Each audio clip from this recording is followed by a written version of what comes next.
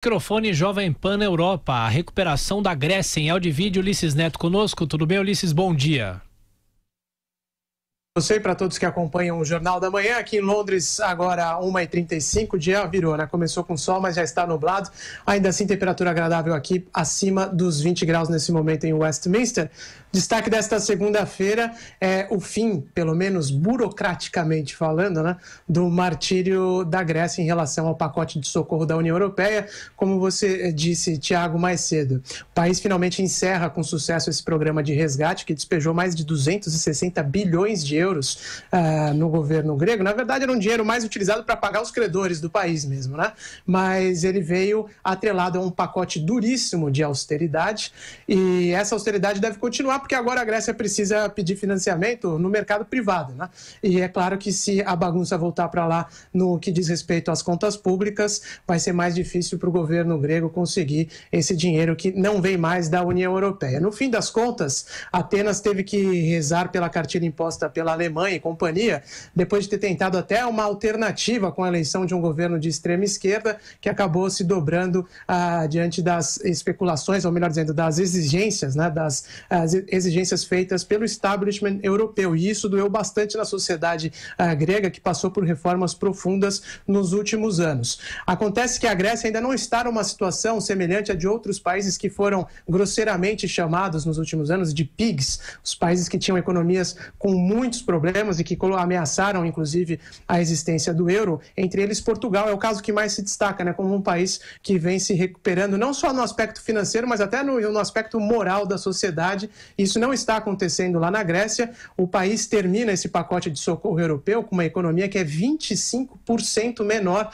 do que era 10 anos atrás, do que era há uma década quando a crise eclodiu. O desemprego chegou ao ápice de 28% no país, quando a situação ainda estava no seu pior momento lá na Grécia. Hoje caiu para 19,5%, mas ainda assim, se a gente olha os números relativos a que tipo de emprego está sendo criado, qual é a renda que os gregos estão atingindo nesse momento, percebe-se que a situação está muito longe de vir a uma solução. De qualquer maneira, é um capítulo burocrático que se encerra. A Grécia, como eu disse, termina o seu pacote de socorro europeu. Muita gente até achou que o país poderia sair da zona do euro, da União Europeia. Isso não ocorreu e agora esse pacote deixa ainda cicatrizes sociais profundas na Grécia, mas de qualquer forma o país pode virar a página nessa história. Tiago. Ulisses, o Eduardo Moreira, que além de engenheiro é economista, que está estreando hoje aqui na bancada do Jornal da Manhã, quer falar sobre a Grécia. A gente até estava falando sobre como Atenas se recuperou, principalmente Atenas, a capital, se recuperou dessa crise, hein? É verdade. Eu acho. Bom dia, Ulisses, tudo bem? Bom dia, Eduardo. Eu acho que tem dois pontos aqui. Primeiro, é claro que existe um marketing por trás dessa saída, né, da dependência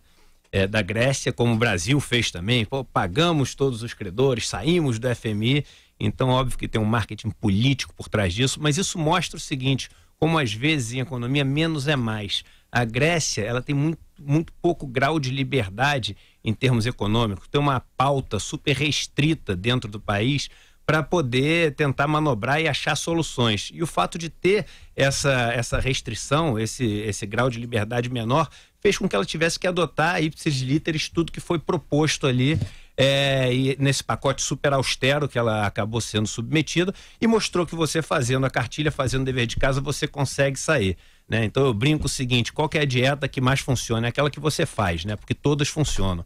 Então a Grécia fez a dieta que mostraram para ela e está conseguindo sair da crise. O importante é fazer, o que a maioria dos países não consegue.